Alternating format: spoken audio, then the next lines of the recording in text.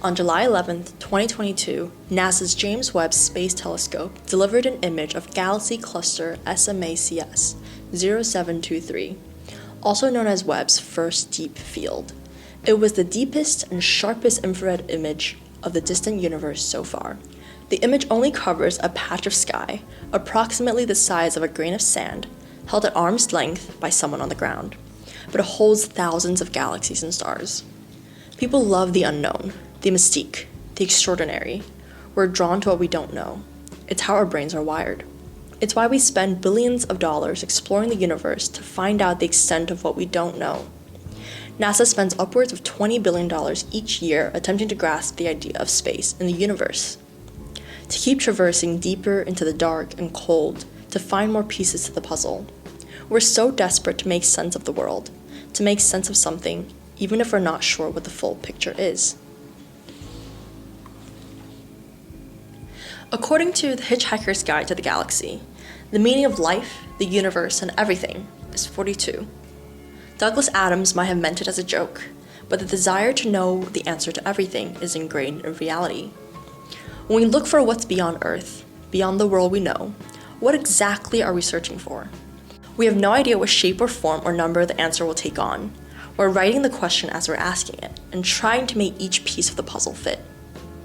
But then again, if we have the whole picture, the answer to everything, do we simply stop searching?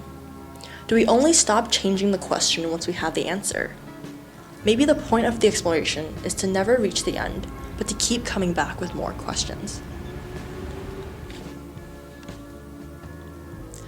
Webb's image is also an inspiration for one of my favorite poems, written by Michelle Awad.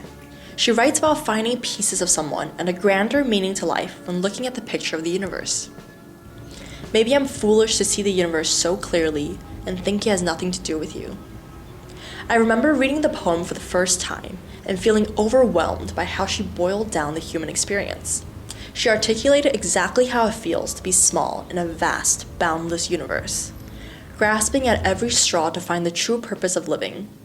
One specific line, "Maybe I'm hopeless, the human urge to see patterns where there aren't any," propelled me to think about how I try to find a reason, a pattern, for everything, to make it all make sense.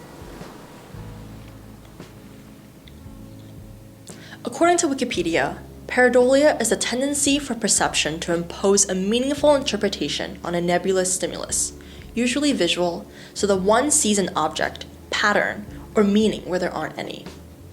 It's the way I find faces in everything I see. Cars, lamps, my dinner plate, that one stain on the back of my favorite t-shirt. Maybe I don't see the faces of people from my past, like Awad, when I see an image of the universe. But I am hopeless. And I am romantic, which by her definition is the human urge to make out through the apocalypse like it's a bad movie.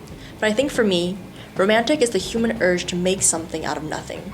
Because seeing something for what it is, without relating it to some part of myself, is just impossible.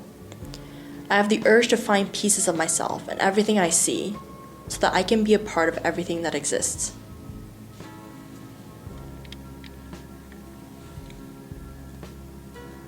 Maybe we find ourselves in everything because we're all a bit narcissistic.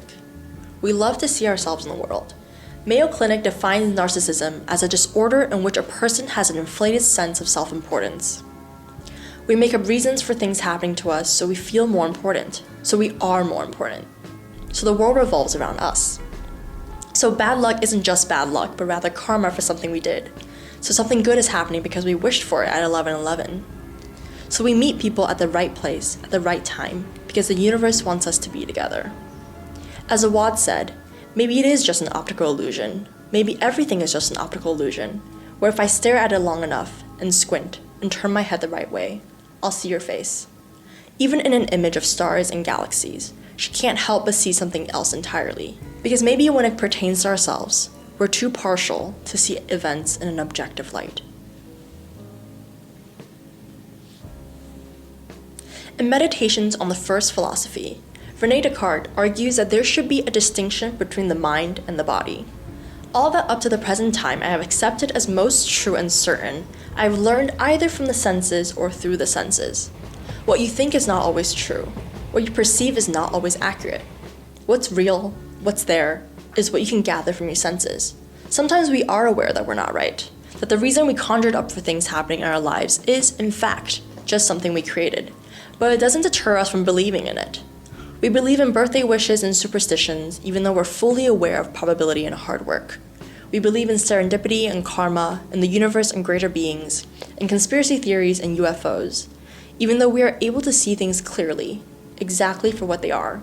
Maybe we are hopeless, just as Awad said, seeing patterns where there aren't any. There's also the fact that the universe is expanding while we're trying to make sense of it. Wikipedia explains that the universe does not expand into anything and does not require space to exist outside it. Webb's image captures the universe 100 million years after the Big Bang, but the Big Bang was 13.8 billion years ago. The universe is ever changing, so who knows what it looks like now? We're constantly playing catch up, writing and rewriting the question. Like Awad said, maybe I'm doomed. Maybe humans are doomed and hopeless and too romantic for our own good. Maybe we should just take the number 42 and run with it.